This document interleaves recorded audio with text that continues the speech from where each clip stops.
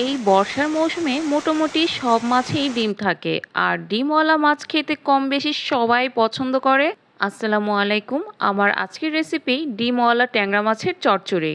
ট্যাংরা মাছগুলো আগে থেকে কেটে ভালো মতো ধুয়ে পরিষ্কার করে নেওয়া হয়েছে। আর দেখেন পেটের মধ্যে কত পরিমাণে ডিম আছে, দেখেই বোঝা যাচ্ছে এখানে কিন্তু প্রতিটা মাছে প্রচুর ডিম আছে। ট্যাংরা মাছ কিন্তু এমনি খেতে ভালো লাগে, তার মধ্যে যদি হয় ডিম তাহলে তো আর কথাই নাই। চলেন মূল রেসিপিতে চলে যাই। প্রথমেই একটা প্যানের মধ্যে আমি কিছু পেঁয়াজ কুচি নিয়েছি, আর পেঁয়াজটা কিন্তু একেবারে মিহি কুচি করে কেটে নিয়েছি। আর নিয়েছি কাঁচামরিচ, আমি আমার পছন্দ মতো কিছু কাঁচামরিচ নিয়েছি। মাছের চচ্চড়িটা একটু ঝাল ঝাল হলে ভালো লাগে, তো আমি এখানে বেশ পরিমাণে কিন্তু কাঁচামরিচ দিয়েছি। এখন স্বাদ মতো লবণ দিয়ে দিলাম, একটুখানি ভাজা জিরার গুঁড়া দিয়ে দিলাম, একটুখানি ধনিয়ার গুঁড়া, আর দিয়ে দিলাম একটুখানি হলুদের গুঁড়া, একটুখানি আদা রসুন বাটা। আর এখানে কিন্তু আমি কোনো প্রকার শুকনা মরিচের গুঁড়াটা ইউজ করব না, এখানে শুধুমাত্র কাঁচা মরিচের ঝালটাই হবে। আর দিয়ে দিলাম রান্নার রেগুলার তেল পরিমাণ মতো।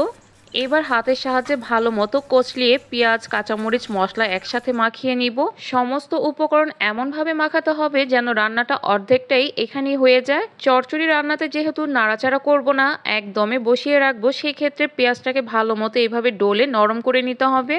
পেঁয়াজ সমস্ত মশলার সাথে ভালোভাবে মাখানো হয়ে গেছে, এখন ধুয়ে রাখা মাছগুলো দিয়ে ভালো মতো মাখিয়ে নিচ্ছি। মাছগুলোকেও পেঁয়াজের সাথে সুন্দর মতো মাখিয়ে নিতে হবে। এই চচ্চড়ি রান্নাটা কিন্তু অনেকটা হাতে মাখানোর মধ্যেই টেস্টটা ডিপেন্ড করে। মাছগুলো মাখানো হয়ে গেছে, এবার হাতটা ধুয়ে কিছুটা পানি দিয়ে দিব।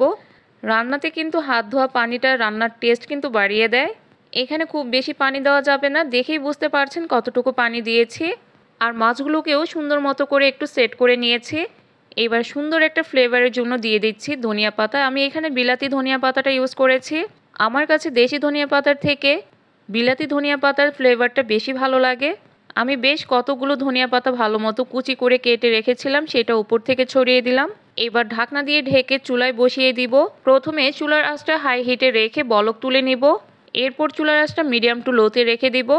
এই মাছের চচ্চড়িটা হতে খুব বেশি সময় লাগে না। চুলার আঁচটা হাই হিটে রাখাতে দেখেন বলক চলে এসেছে। এবার চুলার আঁচটা মিডিয়াম টু লোতে রেখে দিব।